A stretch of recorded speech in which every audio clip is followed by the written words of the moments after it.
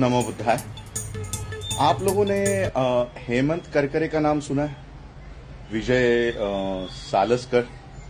ये मुंबई पुलिस के सबसे टॉप नॉच पुलिस अधिकारी थे जो प्रज्ञा सिंह ठाकुर के मामले में इन्वेस्टिगेशन कर रहे थे और कई सारे प्रूफ इन लोगों के हाथों में लग गए थे। कुछ लैपटॉप्स लग गए थे, कई सारे सुराग उनको मिल गए थे और आरएसएस के अगेंस्ट में कई सारे प्रूफ इन्होंने जमा कर लिए थे। इन दो ऑफिसर्स को मरवाने के लिए, इन दो तीन ऑफिसर्स को मरवाने के लिए और वो पूरा इन्वेस्टिगेशन रुकवाने के लिए मुंबई में कसाब 26/11 ये सब करवाया गया। और ये मैं नहीं कह रहा हूं, ये हु किल्ड करकरे नाम की किताब लिखकर उन्हीं के पुलिस ऑफिसर ने ये बातें भारत के सामने लाई है। और मजेदार बात यह है कि इस किताब पर एक भी पुलिस ऑफिसर ने, चीफ मिनिस्टर ने, प्राइम मिनिस्टर ने, आरएसएस ने कभी भी इसका विरोध नहीं किया, कभी इनके खिलाफ डिफेमेशन की केस दायर नहीं की।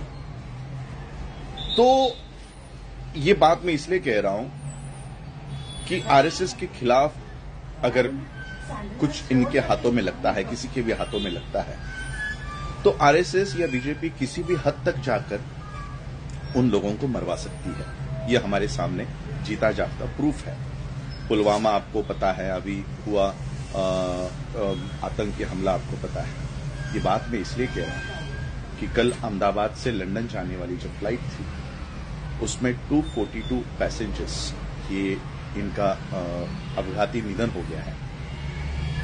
अपघाती निधन हुआ है, उसमें से एक ही सर्वाइवर जो सीट नंबर 11A पे बैठा हुआ था, सिर्फ वही बचा है। और उसने ये बयान दिया है कि क्रैश होने से पहले फ्लाइट में बम विस्फोट हुआ था।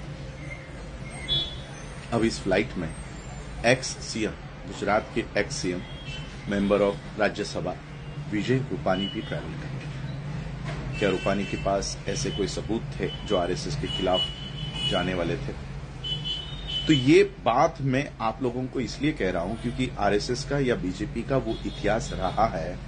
आज हम सभी लोग उन जिनका अपघाती निधन हुआ है उनको आदरांजलि दे तो रहे हैं, लेकिन इस पहलू से हमारा ध्यान भटकाया जा रहा है कि उस फ्लाइट में एक एक्स सीएम ट्रैवल कर रहे थे और फ्लाइट क्रैश होने से पहले उस फ्लाइट में बम विस्फोट हुआ था।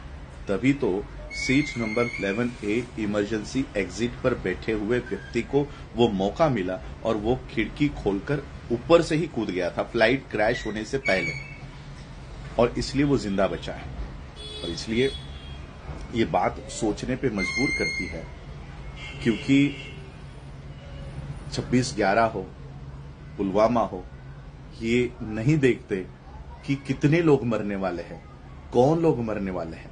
उनका टारगेट जो होता है वो अचीव करने के लिए, वो हासिल करने के लिए ये लोग किसी भी हद तक जा सकते हैं, किसी भी हद तक ये लोग नीचे गिर सकते हैं। बस यही बात मैं बताने के लिए आया था। इस फ्लाइट में अहमदाबाद से लंदन जाने वाले जितने भी मृतक हैं, मैं उनके परिवार के प्रति सद्भावना और संवेदना व्यक्त करता हूं। और यही क्योंकि अहमदाबाद में हुआ है, गुजरात में हुआ है या भारत में हुआ है, इसकी इन्वेस्टिगेशन कहाँ जाएगी ये आप सभी लोगों को पता है। ये कहाँ इसका निष्कर्ष या इसका जो कंक्लूजन है वो क्या होगा, ये सभी आप लोगों को पता है। अंबर जी कह रहे हैं, मुझे भी यही लगता है कि यही बात है। विजय रूपानी का प्लान में रहना कोइंसिडेंस नहीं हो सकता। तो ये बातें, क्योंकि मीडिया तो ये बात नहीं कहेगी, क्योंकि मैं तो अभी मीडिया इनको टीवी चैनल्स भी नहीं कहता। आम तौर पे जो भाषा हम यूज करते हैं, ये सारे दलाल लोग बैठे हुए हैं। ये जो भी एक विचार फिट करना होता है वो ये काम ये लोग करते हैं और इसलिए मीडिया पे हमारा विश्वास नहीं है। लेकिन ये बात सोचने पे मजबूर करती है कि विजय रूपानी एक एक्स सीएम उस फ्लाइट में है और फ्लाइट क्रैश होने से पहले बम विस्फोट होता है। ये खुद उस सर्वाइवर ने, जो एक अकेला व्यक्ति इस अपघात में बचा है, उसने ये बयान दिया है कि फ्लाइट क्रैश होने से पहले ही बम विस्फोट हो गया था। आप लोगों ने सुना। धन्यवाद। जय भीम, नमो बुद्धाय। नमस्कार, आदाब, सत श्री अकाल दोस्तों, मेरा नाम है आरिफ और आप देख रहे हो ऑल इंडिया रियल न्यूज और आप